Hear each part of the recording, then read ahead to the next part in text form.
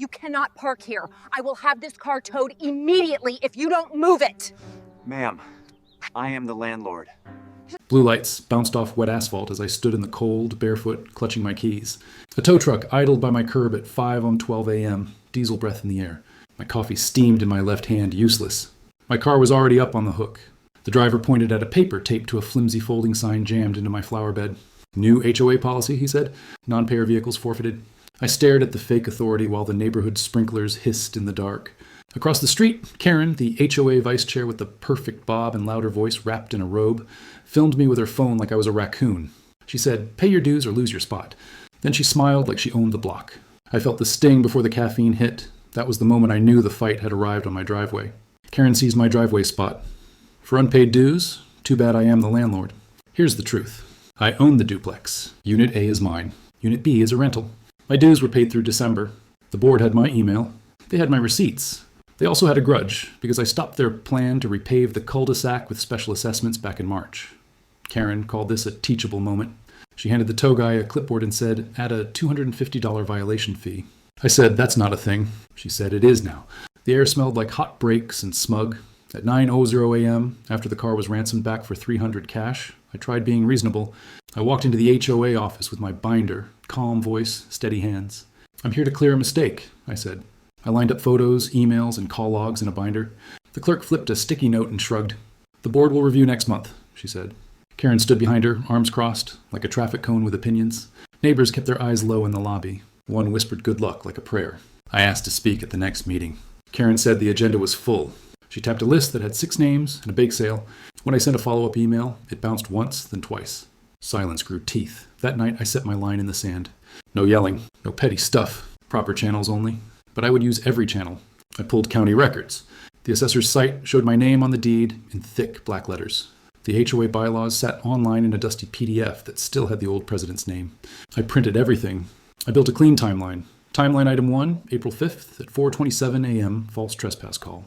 Timeline item 2, May 3rd, 2024, tow without notice. Timeline item 3, May 6th, 8:15 a.m., denied meeting slot. I read the towing code.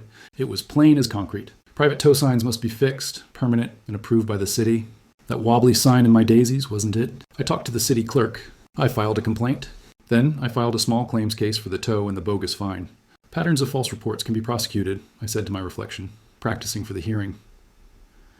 The payoff came on a sunny Saturday when Karen staged a community cleanup and photo op.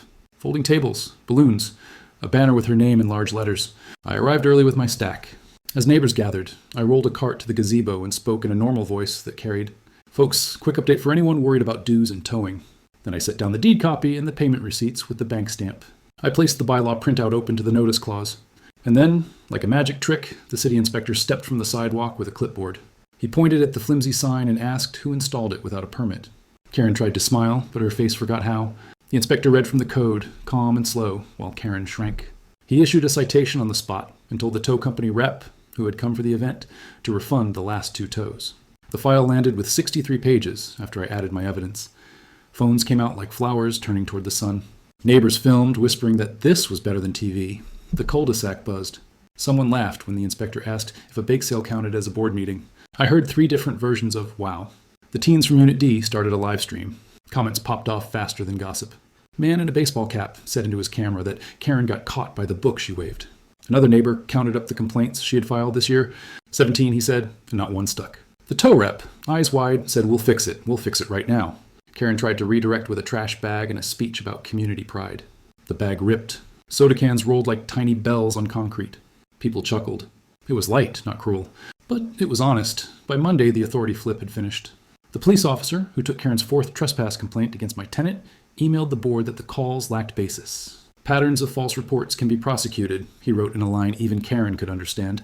At small claims, the judge looked at my timeline and my binder and asked Karen if she had proof of notice. She had a screenshot of a draft email with no cent stamp. The judge ordered the HOA to reimburse me $300 for the tow, $250 for the fake fine, plus court costs payable within 30 days.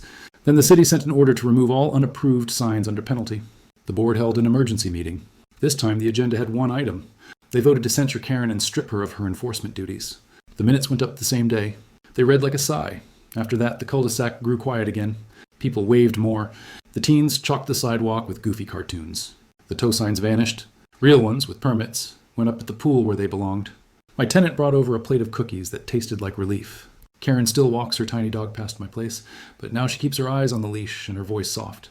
She even left a note that said sorry for the early morning mess. I saved it, not for court, but to remind myself that people can change when the lights come on.